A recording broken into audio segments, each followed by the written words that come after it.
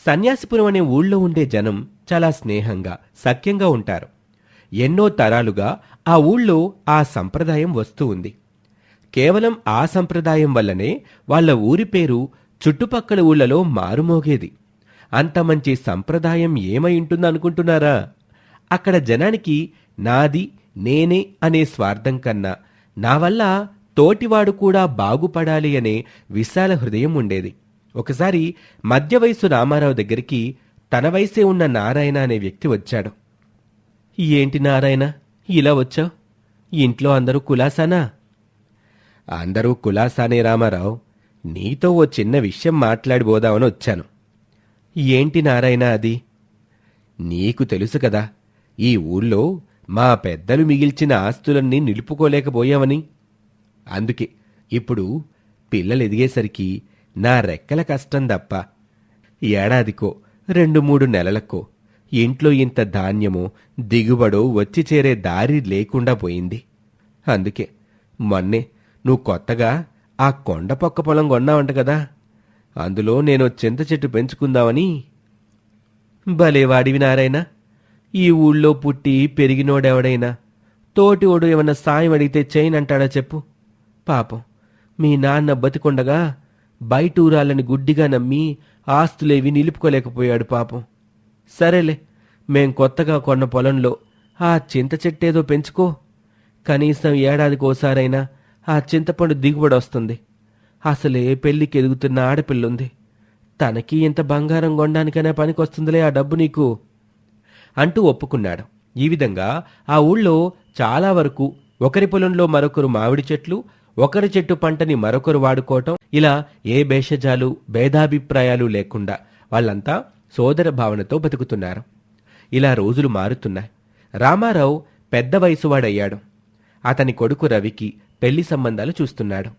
కూతురు పావని ఇంకా కాలేజీలో చదువుకుంటుంది. ఒకసారి రామారావు భార్య కాంతం వచ్చి భర్తతో ఇలా అంటుంది. ఏవండి, అడగడం మర్చిపోయాను. అబ్బాయి సిటీలో ఏదో బిజినెస్ పెట్టుకుందాం అనుకుంటున్నాడు కదా, దానికి పెట్టుబడికి డబ్బులు కావాలి. అందుకే ఆ తూర్పు వైపు పొలం అమ్మడానికి పెడదాం అనుకున్నాంగా. మరా వెంకన్నకి చెప్పి పెట్టేస్తాను. ఏవేవో మంచి బేరాలు తెస్తాడు. తన కమిషనే తను తీసుకుంటాడుగా. సరే కాంతం, అలాగే కాని అదెలాగో నేను కొన్నదే కదా. వంశపారంపర్యంగా వచ్చే వాటినైతే తీయలేం. కనీసం అదైనా తీస్తే అబ్బాయికి ఉదాహరణ దొరుకుతుందిగా అని పెళ్లి చేద్దామనుకుంటున్న కొడుకు కోసం ఒక స్థిరమైన దారిని ఏర్పాటు చెయ్యాలని ఆ దంపతులు ఆలోచిస్తున్నారు. రోజులు గడుస్తున్నాయి.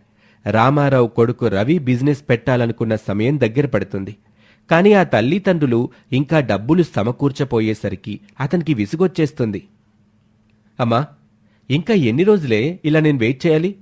అవతల నేను ఏ సీజన్ని బేస్ చేసుకుని బిజినెస్ చేయాలనుకున్నానో ఆ సీజన్ దగ్గర పడుతుంది. మీరు చూస్తే ఇంకా డబ్బులు అరేంజ్ చేయట్లేదు. అసలు మీ వల్ల అవుతుందా లేదా చెప్పండమ్మా, నాకు టైం వేస్ట్ చేయకండి. అబ్బా, అలా ఏం లేదు నాన్న, నీకు తొందరలోనే డబ్బులు ఇచ్చేస్తాం. నువ్వేం టెన్షన్ పడమాక అంటూ అప్పటికీ తన కొడుక్కి సర్ది చెప్పి పంపించింది. ఆ తర్వాత కాంతం, రామారావు ఇద్దరూ మాట్లాడుకుంటూ ఉంటారు. ఏవండి, అబ్బాయి బాగా గొడవ చేస్తున్నాడండి. ఆ పొలం మీ డబ్బులు ఎప్పుడిస్తారని అడుగుతున్నాడు. అసలు ఆ గొడవ ఎంతవరకు వచ్చిందేంటి? ఎంతవరకు ఏంటిలే కాంతం, మన పొలంలో ఉన్న ఆ నారాయణ పెంచుకున్న చింత చెట్టు వల్లే ఈ జాప్యం అంతా. పాపం నారాయణ కుటుంబంలో అతని మనవరాలు మిగిలిందని విన్నాంగా. ఆ పిల్లే మన పొలంలో ఉన్న ఆ చింత చెట్టు దిగుబడి దించుకున్నాక పొలాన్ని అమ్ముకోండి, ఇప్పుడు నాకున్న ఆధారం అదొకటే అంటుంది. పాపం ఆ పిల్లకి అన్యాయం చేసి ఆ దేవుడు అందరినీ తీసుకుపోయాడు. ఆ పిల్లని చూస్తేనేమో జాలేస్తుంది. ఆ మాట నిజమేలేండి. అసలే ఒంటరి ఆడపిల్ల, తననేమంటాం చెప్పండి. పైగా బతికి చెడిన కుటుంబంలో పిల్ల కదా, కాస్త ఆత్మాభిమానం ఎక్కువగానే ఉంటాయి. పోనీ ఒకసారి నేను వెళ్ళి ఆ పిల్లకి నచ్చజెప్పిరానా అని అడగటంతో రామారావు కూడా ఒక ప్రయత్నం చేయమని చెప్పాడు. అలా తమ పొలంలో తన చింత చెట్టు యజమానురాలైన నారాయణ మనవరాలు మీనాక్షి దగ్గరకు వెళ్లిన కాంతం తమ పరిస్థితి ఏంటో చెప్పుకుంది. ఆ మాటలు విన్నాక ఆ పేదపిల్ల మీనాక్షి ఇలా అంటుంది. చూడండమ్మా, మీరు మీ సమస్య ఏంటో చెప్పుకున్నారు, కానీ నా పరిస్థితి కూడా అర్థం చేసుకోండమ్మా. తల దాచుకోవడానికి కూడా నీడలేక మా తాత మిగిల్చిపోయిన ఈ చింత చెట్టు కిందే బ్రతుకుతున్నాను. నిజమే, ఈ భూమి మీదే ఒకనాడు మీ మంచి మనసు వల్ల మమ్మల్ని ఇందులో ఉండనిచ్చారు. కానీ ఇప్పుడు ఇలా ఉన్నపాటుగా వెళ్ళిపోమంటే ఎలా అమ్మగారు? పైగా ఈసారి నా చింత చెట్టు దిగుబడి చాలా బాగుంది. ఈసారి వచ్చే డబ్బుతో నేనేదైనా దారి వెతుక్కుంటానండి బ్రతకడానికి. కొద్దిగా దయ చూపించండి అమ్మా అంటూ మీనాక్షి బ్రతిమాలేసరికి అసలే జాలిగుండె మనుషులు గదా, అందుకే కరిగిపోయి ఇంటికి వెళ్ళిపోయింది కాంతం. కాని మీనాక్షి మాట తీరు నడవడిక అవి చూశాక అనిపించింది కాంతానికి, అలాంటి చక్కటి పిల్ల తమ ఇంటికి కోడలైతే ఇద్దరి సమస్యలు తీరిపోతాయి కదా అనుకుంది. అందుకే తన ఉద్దేశాన్ని భర్తతో చెప్పింది. స్వతహాగా ఎదుటివారి మనసుని కష్టాన్ని అర్థం చేసుకునే గుణమున్న మనుషులు కావటంతో ఇప్పుడు తమకొచ్చిన సమస్య తీరటానికి, ముందు వెనక ఎవ్వరూ లేని ఒక ఒంటరి ఆడపిల్లని ఆదుకోవటానికి మీనాక్షిని తమ ఇంటికి కోడల్ని చేసుకోవటానికి ఒప్పుకున్నారు. కాని ఈ విషయానికి ఈ పరిస్థితుల్లో తమ కొడుకు రవిని ఎలా ఒప్పించాలా అనుకున్నారు. అప్పుడు ఆ ఇంటి ఆడపడుచు పావని తన తల్లిదండ్రులతో ఇలా అంటుంది. ఏంటి నాన్న ఇది? ఈ విషయానికి అన్నయ్య ఎలా ఒప్పుకుంటాడనుకుంటున్నారు? మన అమ్మకం పెట్టిన పొలం అమ్ముడు కాకపోవడానికి ఆ పొలంలో తిష్ట వేసిన అమ్మాయే కారణం. అది లేట్ అవబట్టే కదా అన్నయ్య కొత్త బిజినెస్కి లేట్ అవుతుంది.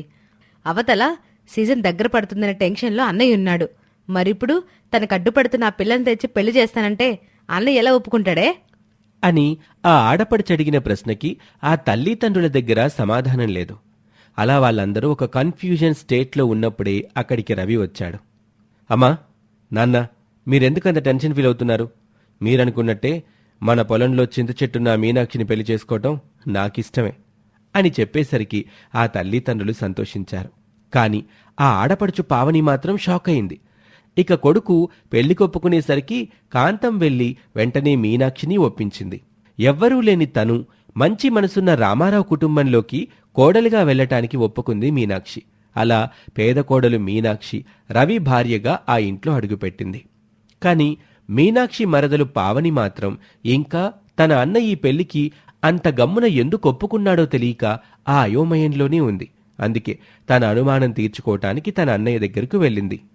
అన్నయ్య, నీకు పెళ్లి జరిగిందన్న ఆనందాన్ని కానీ మానింటికి వదినొచ్చిందన్న సంతోషాన్ని గాని నేను ఎంజాయ్ చేయలేకపోతున్నానురా. నువ్వు పెట్టాలనుకున్న బిజినెస్ ప్లాన్ని డిలే చేసిందని తెలుసు కూడా ఎందుకు నీకు తన మీద కోపం లేదు? ఎందుకు తన్నే పెళ్లి చేసుకోవడానికి వెంటనే ఒప్పేసుకున్నావు?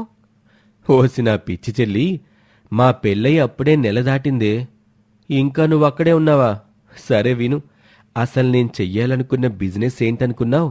అన్నయ్య, దయచేసి నన్ను అడగడం మానేసి అసలు నువ్వు ఏం చెప్పాలనుకుంటే అది చెప్పరా. నువ్విచ్చిన షాక్కి నా బుర్రే పనిచేయడం లేదు. నేను చెయ్యాలనుకున్నది ఫారెన్కి చింతపండు ఎక్స్పోర్ట్ చేసే బిజినెస్సే. మన ఇండియాలో దొరికే కొన్ని రకాల చింతపండుకి ఫారెన్లో చాలా డిమాండ్ ఉంది. అలాంటిది మీ వదిన వాళ్ల తాత నారాయణ మన పొలంలో పెంచిన ఆ చింత చెట్టు చాలా ఏన్షియంట్ ఇండియన్ బ్రీడ్ చింతపండు. ఆ రకం చింతపండు 400-500 సంవత్సరాల క్రితం మాత్రమే ఉండేది. ఆ తర్వాత ఆ విత్తనం అంతరించిపోయింది. కాని వాళ్ళ తాత ఎలా సంపాదించాడో కానీ ఆ ఓల్డ్ బ్రీడ్ విత్తనాన్ని సంపాదించాడు. అంటే ఇప్పుడు కేవలం ఆ చింత చెట్టుకి ఓనర్ కనుకే నువ్వు వదిన్ని పెళ్లి చేసుకున్నావా? నువ్వు ఎలా అయినా అనుకో చెల్లి, నాకీ బిజినెస్లో ఎలా ఎదగాలో తెలుసు. అలాంటిది అంత ఏవన్ బ్రాండ్ ప్రోడక్ట్ నా పొలంలో ఉంటే దాన్ని నేనెందుకు వదులుకుంటాను? అందుకే ఆ పిల్ల ఈ ఇంటికి కోడలిగా అమ్మా నాన్నలకి ఓకే. నేను ఈ అమ్మాయిని కాకపోయినా ఇంకో అమ్మాయినైనా పెళ్లి చేసుకోవాలి కదా. అందుకే అమ్మా నాన్నకి నచ్చిన పిల్లని చేసుకుంటే వాళ్ళు హ్యాపీ. మన పొలంలో ఉన్న ఆ ప్రోడక్ట్తో నా బిజినెస్ సక్సెస్ అవుతుంది. దుర్మార్గుడా, అంటే నువ్వు పేద వదినమ్మని చేసుకున్నది తన చింత చెట్టును చూసా. ఈ విషయం తెలియక నేను జుట్టు పీక్కుంటున్నాడ్రా కోతి. సర్లే, నువ్వు ఏ ఉద్దేశంతో చేసుకున్నా వదినమ్మ అయితే చాలా మంచి అమ్మాయి. ఇప్పటి వరకు తన వెనక ఉన్న నీ అవసరాన్ని ప్రేమించావు, కానీ ఇక నుండైనా మా వదినమ్మని ప్రేమించు. లేదంటే నా సంగతి తెలుసు కదా, మా వదినమ్మకైతే అర్ధమొగుణ్ణి నేను. అదే తన విషయంలో ఏదైనా తేడా చేస్తావనుకో నీకు పూర్తి యముడినవుతా. ఇంతలోనే అక్కడికి మీనాక్షి వస్తుంది. అయ్యో మరదలా, అంత పని చేయకో. మీ అన్నయ్య అలా అంటున్నారు, కానీ ఆయన నన్ను ఎప్పుడో చూసి ఇష్టపడ్డారంట. అందుకే నన్ను పెళ్లి చేసుకున్నారంట. ఆయన పర్సనల్ డైరీలో నేను చదివాను. కాబట్టి మీ అన్నయ్య సంగతి చూడ్డానికి నాకు సగం షేర్ ఇవ్వవా ప్లీజ్? తనతో పెళ్ళైపోయింది, తనకి పెళ్ళనైపోయాను కదా. మొగుడిని ఏమీ అనకుండా వదిలేస్తే సమాజం సరదాగా వేసుకునే మొగుడు పిల్లల జోక్స్కే అవమానం. అందుకే మీ అన్నయ్యతో ఆడుకోక తప్పదు మరి అని మీనాక్షి అన్న మాటలు వినగానే రవికి చెమటలు పట్టేశాయి. ఎంతైనా కోరి కోరి తెచ్చుకున్న భార్య కదా, ఏమన్నా పడక తప్పదు. ఈ విధంగా ఒక పేద వదినమ్మకి మిగిలిన చింత చెట్టే ఆమెకు ఒక కుటుంబాన్ని, చక్కటి బంధాలని ఇచ్చింది. ఇది వాల్టి కథ. మరొక ఆసక్తికర కథలో మళ్ళీ కలుద్దాం. అంతవరకు సెలవు, నమస్తే. ప్లీజ్ వ్యూయర్స్, మా వీడియోని వాచ్ చేసి వెళ్ళిపోకుండా మా ఛానల్ని తప్పకుండా సబ్స్క్రైబ్ చేయండి. మరిన్ని మంచి వీడియోస్ చేయటం కోసం మమ్మల్ని ఎంకరేజ్ చేయండి. వదిన, పక్కనున్న గంట గుర్తుని నొక్కమని చెప్పడం మర్చిపోయాం. అవునండి, పక్కనున్న బెల్ ఐకాన్ని మర్చిపోకుండా నొక్కండి. మా వీడియో నోటిఫికేషన్ నేరుగా మీకు వస్తుంది. సామర్లకోటలో రుద్రయ్య అనే పెద్ద మనిషి ఉన్నాడు. అతను ఆ చుట్టుపక్కల 2 మండలాల్లో కాస్త పేరు పలుకుబడి ఉన్న పెద్ద మనిషి కావటంతో అందరూ అతన్ని గౌరవిస్తారు. అలాంటి రుద్రయ్యకి లేక పుట్టిన ఒకే ఒక్క కూతురు మీనాక్షి. ఆమె పుట్టిన తర్వాత ఆమెకి చాలా అనారోగ్యం చేసింది. దానివల్లే ఆమెకు ఏడాదిలోపే చాలా మందులు వాడాల్సి వచ్చింది. అలా మందులు వాడినందువల్లే చిన్న వయసులోనే ఆమె మెదడు ఎదుగుదల ఆగిపోయింది. అందుకే ఆమె తెలివి తన వయసు కన్నా వెనకపడి ఉండేది. అలా పెరిగి పెద్దదవుతున్న కొద్దీ ఆమె తీరులో తింగరి చేష్టలు కూడా పెరుగుతూ వచ్చాయి. అలాని పాపం మీనాక్షిని ఎవ్వరూ ఏమీ అనలేరు కూడా. ఎందుకంటే ఆమె ప్రవర్తనకి తప్పు ఆమెది కాదు, ఆమె చిన్నతనంలో వాడిన మందులది. అందుకే తింగరిగా ప్రవర్తించే మీనాక్షిని ఎవ్వరూ ఏమీ అనేవారు కాదు. ఒకసారి రుద్రయ్య తల్లి మీనాక్షి నానమ్మ అయిన వసుంధర తన కొడుకుతో ఇలా అంటుంది. యారా రుద్రుడు, ఆ చిన్న కోడూరు సంబంధం వాళ్ళు మన పిల్లని చూసి వెళ్ళాక కబురు పంపుతానన్నారు. పంపారట్రా? పంపారే. పంపారా? ఏమని పంపారా? తొందరలో పెళ్లికి ముహూర్తాలు పెట్టేసుకుందామన్నారా? అంటారులే, ఎందుకనరో. మన పిల్లకేమి బంగారు బొమ్మ అయితేను. లేదమ్మా, మన పిల్లకి కాస్త పిచ్చుందని వాళ్ళకెవరో చెప్పారంట. అందుకే మీరు వద్దు, మీ పిచ్చి పిల్ల వద్దు అన్నారు. ఏంటి, మన పిల్లని పట్టుకొని పిచ్చి అన్నారా? ఒక్కొక్కరిని యామదో జాడిలో పెట్టి ఉడికించాలి ఎదవల్ని. లేకపోతే నా మనవరాల్ని అంత మాట అంటారా? ఒకరిని కొడితేనో ఒకరిని తిడితేనో మన పిల్ల జీవితం బాగుపడిపోతుందంటే ఏంటో, ఆ దేవుడికి మన మీద ఇంత దయ లేకుండా ఉన్నాడు. లక్షణమైన పిల్లకి ఈ తెంగరితనం ఎందుకిచ్చాడో ఏంటో. అసలు ఈ పిల్లకి జీవితంలో పెళ్ళవుతుందో లేదో, అయితే ఎలాంటి ఇంటికి వెళ్తుందో నాకేమీ అర్థం కావటం లేదే అమ్మా అంటూ తింగరిదైన తన కూతురి జీవితం ఏమైపోతుందో అనే దిగులు పెట్టుకున్నాడు ఆ తండ్రి. కాని కష్టాలిచ్చిన దేవుడే కన్నీలు తీరుస్తాడన్నట్టు ఎప్పుడో చిన్నతనంలో రుద్రయ్యతో చదువుకొని చాలా ఏళ్ల క్రితం ఆ ఊరొదిలి వెళ్లిపోయిన రుద్రయ్య చిన్ననాటి స్నేహితుడు లోకనాథం ఎన్నో ఏళ్ల తర్వాత ఆ ఊరికొచ్చి తన బాల్య స్నేహితుడు రుద్రయ్యని కలుసుకున్నాడు. యారా రుద్రం, ఎలా ఉన్నావురా? ఎన్నేళ్ళైపోయిందిరా నిన్ను చూసి. నిజమేరా లోకి, అప్పుడు మీ నాన్న చనిపోయాక ఈ ఊళ్ళో ఉన్న మీ ఇల్లు అమ్మేసుకొని మీ మామయ్య వాళ్ల ఊరికి వెళ్ళిపోయారు మీరు. మళ్ళీ ఇన్నేళ్ల తర్వాత నీకు నువ్వుగా వచ్చి పలకరిస్తేనే గాని నిన్ను గుర్తుపట్టలేకపోయాన్రా నేను. అసలు నువ్వు కూడా నన్ను చూడలేదు గదా, మరి నన్నెలా గుర్తుపట్టావురా అని అన్నాడు. ఇంతలో బయట నుండి ఆటలు ముగించుకొని ఇంటికొచ్చిన తింగరిపిల్ల మీనాక్షి చెవిన ఆ ప్రశ్న పడింది. అందుకే తన తండ్రి ప్రశ్నకి బదులిస్తూ, అదేంటి నాన్నా, నువ్వు మనిషి మారిపోయావు కానీ మనిల్లు మారిపోలేదు కదా. మనులు గుర్తుపెట్టుకొని వచ్చుంటాడు మాయా. ఏ మాయా? మరేరా రుద్ర, నీ పేరు చెప్పి అడుగుతూ వచ్చాను గాని ఇంతకీ ఈ అమ్మాయి ఎవర్రా? నీ కూతురా? చాలా తెలివైందిలా ఉందిరా. ఏయ్, నాన్న చూసావా, మాయ నన్ను తెలివైందన్నాడు. సరేలే అమ్మా, నువ్వు ఇంట్లోకెళ్ళు, నేను మామయ్యతో మాట్లాడాలి అంటూ కూతురిని లోపలికి పంపించాడు. తప్పుగా అనుకోకురా లోకి, అది నా కూతురే. చిన్నప్పుడు వాడిన మందుల వల్ల దానికి బ్రెయిన్లో ఏదో ప్రాబ్లం అయిందిరా. అందుకే ఇదిగో ఇలా కాస్త తింగరగా ఉంటుంది. ఎవరితో ఎట్టా నడుచుకోవాలో తెలీదు. అరే, చాలా తప్పుగా ఆలోచిస్తున్నావురా రుద్ర. మీ అమ్మాయి తింగరదని మీరు అనుకుంటున్నారు గాని తను చెప్పిన లాజిక్ కరెక్టే కదరా. నేను ఇన్నేళ్ల తర్వాత నీ ఇంటికి ఎట్టా వచ్చానని నువ్వు అడిగావు. నేను ఎట్టా వచ్చుంటాను నీ కూతురు చెప్పింది. అంటే ఆ పిల్లలో ఏ లోపం లేదురా, తనలో లోపముందని మీరు అనుకుంటున్నారు అంతే అంటూ కూతురి విషయంగా బాధపడుతున్న తన బాల్య స్నేహితుణ్ణి సముదాయించాడు. ఆ విధంగా మీనాక్షి జీవితాన్ని బాగు చెయ్యాలని ఏ దేవుడు కనిపించిందో ఏమో కాని స్నేహితుణ్ణి చూసిపోవడానికొచ్చిన లోకనాథం తన కొడుకు రవికి ఈ మీనాక్షిని చేసుకుంటానని మాటిచ్చి మంచి రోజు చూసుకుని కుటుంబంతో సహా వస్తామన్నాడు. ఒక్కసారిగా తన స్నేహితుడు అన్న మాట కలో నిజమో తెలియని అయోమయంలో పడిపోయాడు రుద్రయ్య.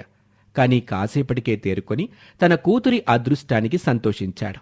ఇక ఆ తర్వాత సిటీకి వెళ్లిన లోకనాథం తన భార్యాపిల్లలతో వచ్చి లాంఛనంగా మీనాక్షిని తమ కోడల్ని చేసుకున్నాడు. ఆ తర్వాత పెళ్లి జరిగిపోవటంతో తింగరిపిల్ల మీనాక్షి పట్నంలో ఉండే రవికి భార్య అయింది. తింగరిపిల్లని కోడలుగా తెచ్చిన లోకనాథం భార్య, కొడుకు ఇద్దరూ లోకనాథం తీసుకున్న నిర్ణయాన్ని గౌరవిస్తున్నారు. కాని ఆ ఇంటి గారాల ఆడపడుచు పావని మాత్రం తన అన్నయ్యకి తమ తండ్రి అలాంటి తింగరి పిల్లని తీసుకొచ్చినందుకు కాస్త అలిగింది. అదేంటో గాని కోడలిగా మీనాక్షి ఆ ఇంట్లో అడుగుపెట్టాక కేవలం పావనికి మీనాక్షికి మధ్యనే ఎప్పుడూ ఏవో ఒక విషయాలు జరిగేవి. ఒకరోజు తన మరదలికి ఇష్టమైన చికెన్ గోంగూర చేసింది మీనాక్షి. అప్పుడు మరదలు పావని వంటగదిలోకొచ్చి, వదినా, వంటయిందా? ఈవేళ ఏం వంట వండావు? నీకిష్టమైందో వండాను మరదలా. నీ గోంగూర చికెన్ అంటే ఇష్టమంట కదా, అందుకే ఆ కూరే వండాను. ఏంటి ఈ ఎండాకాలంలోనా? ఒక పక్క ఎండలు మండిపోతున్నాయి, బయట వేడి దంచుతుంటే నువ్వు చికెన్ గోంగూర వండావా? ఎండాకాలం అయితే ఏంటి మరదలా, నీ ఇష్టం మారిపోదు కదా. కాలంతో పరిస్థితులతో మన ఇష్టానికి ఏ సంబంధం? నీ కడుపు నిండా చికెన్ గోంగూర తిను, వేడి చేస్తుందంటే కొబ్బరి నీళ్ళు తాగు, అంతే అంటూ చాలా తేలిగ్గా తీసిపడేసింది. అప్పుడు పావని తన మనసులో, అవును కదా, ఈ మాట నిజమే కదా. ఎండాకాలం రాగానే వేడన్నం వద్దు, వేడి చేస్తుంది, చికెన్ వద్దు, మటన్ వద్దని అంటానే కాని నాకిష్టమైనది తిని తర్వాత వేడి చేయకుండా ఆల్టర్నేటివ్ చూసుకోవచ్చు కదా అని అనుకుంటుంది.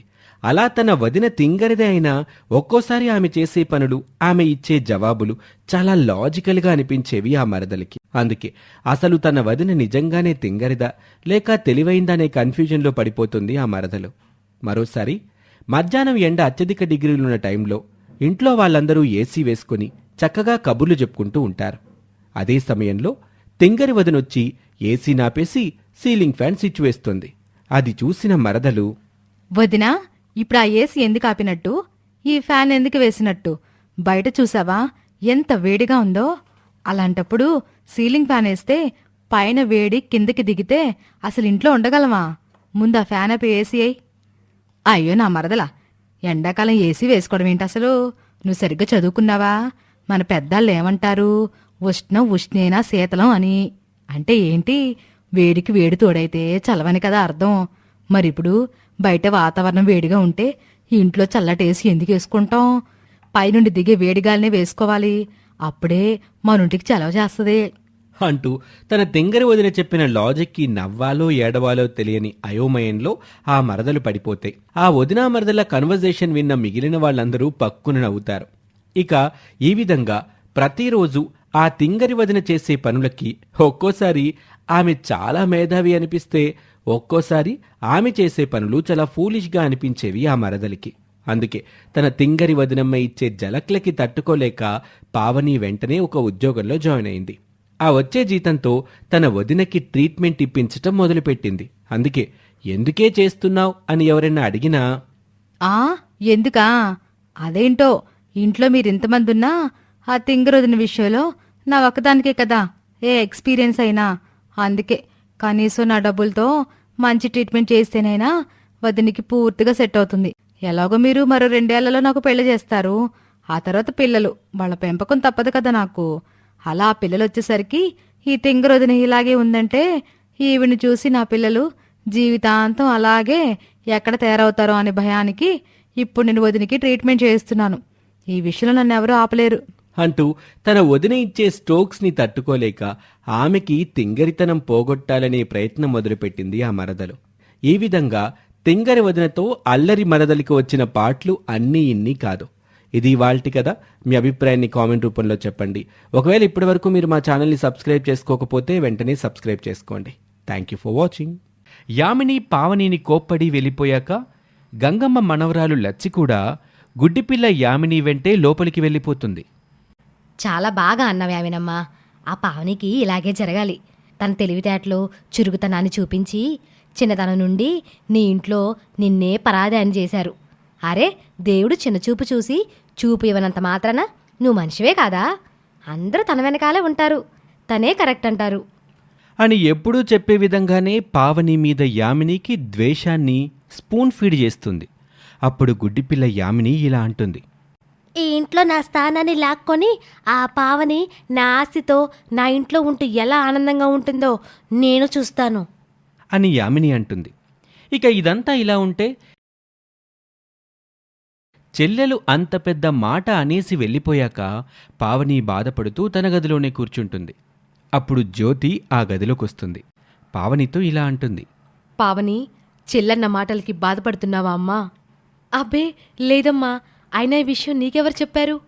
పిచ్చి తల్లి, నాకు తెలియకుండా ఈ ఇంట్లో ఏమైనా జరుగుతుందంటావా? కానీ ఇలా ఎందుకు జరుగుతుందో మాత్రం నాకు అసలు అర్థం కావట్లేదు. ఎందుకనో ఊహ తెలిసిన దగ్గర నుండి అది నీ మీద విపరీతమైన ద్వేషాన్ని పెంచుకుంటూ పెరిగింది. ఇప్పుడు ఆ ద్వేషం కాస్త అసహ్యం స్థాయికి వచ్చేసింది. ఒకవేళ నీకు సపోర్ట్గా నేను మాట్లాడినా నన్ను కూడా దూరం చేసుకుంటుంది. ఏం చేయాలో నాకు తెలియట్లేదు. కానీ ఎప్పుడు అడిగే మాటే. అయినా మరోసారి అడుగుతున్నాను, తెలుసో తెలియకో చెల్లని మాటలు, చేసే అవమానాలు దృష్టిలో పెట్టుకొని దాని మీద కోపం పెంచుకోకమ్మా. నేనున్నా లేకపోయినా దానికి అక్కవి నువ్వే ఉండాలి. దాని బ్రతుకు అది బ్రతకగలదనే నమ్మకం వచ్చే వరకు నువ్వు దానికి తోడుగా ఉండే తీరాలి పావని. అలా నాకు మాట ఇవ్వమ్మా అని పావని దగ్గర మరోసారి మాట తీసుకొని తన మనసులో ఏ మూలో ఉన్న ఒక భయాన్ని పోగొట్టుకుంటుంది జ్యోతి. అలా ఆ రాత్రి భోజనాలు కానించుకున్నాక పావని గురించి ఆలోచిస్తున్న జ్యోతికి మనసు ఆగక యామిని గదిలోకి వెళ్తుంది. అక్కడ లచ్చి ఉండటంతో జ్యోతి ఇలా అంటుంది. లచ్చి, నువ్వు కాసేపు బయటకు వెళ్ళు అని జ్యోతి అనటంతో లచ్చి బయటకు వెళ్ళిపోతుంది. అప్పుడు జ్యోతి, అమ్మాయాము, నీకిష్టం లేదని తెలిసినా ఈ మాట చెప్తున్నానని నువ్వు ఏమీ అనుకోకమ్మా. నీ పెంపుడు కూతురు గురించేనా ఆ మాట? అయితే నేను వినను. అది కాదమ్మా. ఎందుకని అక్కంటే నీకంత కోపం? తన వల్ల నీకేం నష్టం జరగలేదే. నువ్వేదో పొరపాటు పడుతున్నావు తల్లి. ఈ ఇంట్లో నీ స్థానం తర్వాత ఎవరైనా నా మాట నమ్మమ్మా. చూడమ్మా, నాకు కళ్ళు కనపడవు కానీ మనుషుల్లో ఉండే కుళ్ళు కనిపిస్తుంది. కేవలం కళ్ళు లేవని సొంత కూతుర్ని నన్ను పక్కన పెట్టి పెంపుడు కూతుర్నేమో యువరాన్లా చూసుకోవడం నాకు తెలియదు అనుకుంటున్నావా? ఇవన్నీ అనవసరం. నువ్వు నా తల్లిగా ఎప్పుడైనా నా దగ్గరకొచ్చి మాట్లాడాలనిపిస్తే మాట్లాడు. కానీ ఆ అనాథ దానికి బ్రోకర్గా మాత్రం నా దగ్గరికి రాకో. తల్లివి, ఇంతకన్నా నీకు నేనేమి చెప్పలేనమ్మా అని కోపంగా లేచి తడుముకుంటూ అక్కడి నుంచి వెళ్ళిపోతుంది యామిని. ఇలా సంవత్సరాలు గడిచిపోతాయి. అందరూ పెద్దవాళ్ళైపోతారు. పావని చదువు ముగించుకొని కంపెనీ బాధ్యతలు పూర్తిగా తీసుకుంటుంది. అదే కంపెనీలో తన కింద క్వాలిటీ ఇంజనీర్గా పనిచేస్తున్న యశ్వంత్ అంటే అతని మాట అన్నా, ప్రవర్తన తెలివితేటలన్నా పావనికి ఒక రకమైన ఇష్టం, ఆకర్షణ ఉంటాయి. ఇక యామిని విషయానికొస్తే ఏదో గ్రాడ్యుయేషన్ వరకు చదువుకొని చిన్నతనం నుంచి తన మీద తనకున్న ప్రేమ కన్నా తన అనాథ అక్క పావని మీద పెంచుకున్న ద్వేషం, కోపం వల్ల చదువులు పెద్దగా చదవకపోయినా ఆ ఉన్న చదువు కూడా అత్యవసర చదువుగానే చదువుకుంటుంది.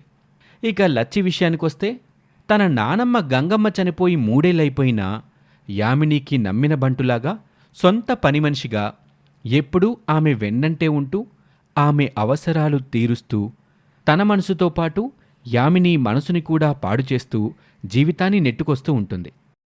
ఒకరోజు ఉదయాన్నే ఎవరి హడావిడిలో వాళ్ళుంటారు. యామిని వచ్చి తన తల్లితో ఇలా అంటుంది. అమ్మా, నేను ఈరోజు షాపింగ్కి వెళ్ళాలి. నాకు 30,000 కావాలమ్మా అని యామిని అడగటంతో జ్యోతి ఇలా అంటుంది. సరేనమ్మా, నా కార్డు తీసుకెళ్ళు. ఇంట్లో నా దగ్గర అంత క్యాష్ లేదులే. నాకు కార్డొద్దు. అయినా నీ దగ్గర లేకపోతేనేం? ఇంటి పెత్తనమంతా తన చేతిలో పెట్టుకుంది కదా నీ అనాథ కూతురు. దాన్ని అడుగు. నా సొమ్ము తినడానికే కదా అది ఈ ఇంట్లో తిష్ట వేసింది అని యామిని అంటుండగానే పావని చక్కగా రెడీ అయి చేతిలో హ్యాండ్ బ్యాగ్తో అక్కడికొస్తుంది. యామిని అన్న మాట విని కూడా మరొక్క మాట మాట్లాడకుండా తన హ్యాండ్ బ్యాగ్లో ఉన్న 30,000 రూపాయల్ని తన తల్లి జ్యోతి చేతికిచ్చి ఇలా అంటుంది. అమ్మా, నాకు ఇవాళ ఫారెన్ డెలికేట్స్తో మీటింగ్ ఉంది. మేబీ నైట్ లేట్ అవ్వచ్చు అని తల్లికి చెప్పి పావని వెళ్ళిపోతుంది. ఇక జ్యోతి ఆ డబ్బుల కట్ట యామినికి ఇవ్వటంతో ఆమె కూడా వెళ్ళిపోతుంది. అలాగే 2 రోజులు గడుస్తాయి. తమ కంపెనీకి ఒక పెద్ద కాంట్రాక్ట్ ఓకే అవ్వటంతో జ్యోతి సరదాగా పిల్లలు తింటారు కదా అని బిర్యానీ చేస్తుంది. ఆ రోజు పావని ఏవేవో మీటింగ్స్ వల్ల మధ్యాహ్నం లంచ్కి రాదు. అప్పుడు పని మనిషి ఇలా అంటుంది. అమ్మగారు, పెద్దమ్మగారు భోజనానికి రాలేదేంటమ్మా? దానికి వాళ్ళ రావడానికి టైం పడుతుంది. తన కోసం కాస్త బిర్యానీ పక్కన తీసి పెట్టవే. అని జ్యోతి చెప్పడంతో పని మనిషి పావని కోసం ఒక బౌల్లో బిర్యానీ తీసి ఒక షెల్ఫ్లో పెడుతుంది. అలా పెట్టిన కాసేపటికే ఒక అజ్ఞాత వ్యక్తి చెయ్యొచ్చి పావని బిర్యానీలో విషం కలుపుతుంది. అలా సాయంత్రం అవటంతో కాస్త ఆకలిగా అనిపించి షెల్ఫ్లో తీసిపెట్టి ఉన్న బిర్యానీని వేడి చేసుకుని జ్యోతి తినేస్తుంది. కాసేపటికే ఆమె నోట్లో నుంచి రక్తం కక్కుకుని పడిపోతుంది. ఇంట్లో పనివాళ్ళందరూ కంగారుపడి ఆమెను హాస్పిటల్కి తీసుకెళ్తారు. ఇక అప్పుడు డాక్టర్ ఇలా అంటాడు. ఆమె తిన్న బిర్యానీలో విషం కలిసింది. విషం బలమైంది కావటంతో ఆమెను కాపాడలేకపోయాం. ఆమె చనిపోయారు అంటూ జ్యోతిని తీసుకెళ్లిన పనివాళ్ళకి డాక్టర్ చెప్తాడు. అనాథ అక్క పావని మీద ద్వేషంతో పెరిగిన యామిని తన బుద్ధి ఎప్పటికి మార్చుకుంటుంది? నిజాన్ని ఎప్పుడు తెలుసుకుంటుంది? పావని ఇంట్లో లేని సమయంలో ఆమెను చంపాలని ఆమె తినాల్సిన బిర్యానీలో విషం కలిపిన ఆ అజ్ఞాత వ్యక్తి చెయ్యి ఎవరిది? ఇంతకాలం పెంపుడు కూతురు సొంత కూతురు మధ్య వారధిగా ఉన్న జ్యోతి చనిపోవటంతో మునుముందు ఈ అక్కా చెల్లెలు కలుస్తారా లేదా మరింత దూరమవుతారా? ఈ సందేహాలన్నీ తీరాలంటే అనాథ అక్క గుడ్డి చెల్లి సిరీస్లో మరొక ఎపిసోడ్ వరకు ఆగాలి. ఈ స్టోరీ మీకు నచ్చితే మన ఛానల్ని సబ్స్క్రైబ్ చేసుకోవడం మర్చిపోకండి. Thank you for watching.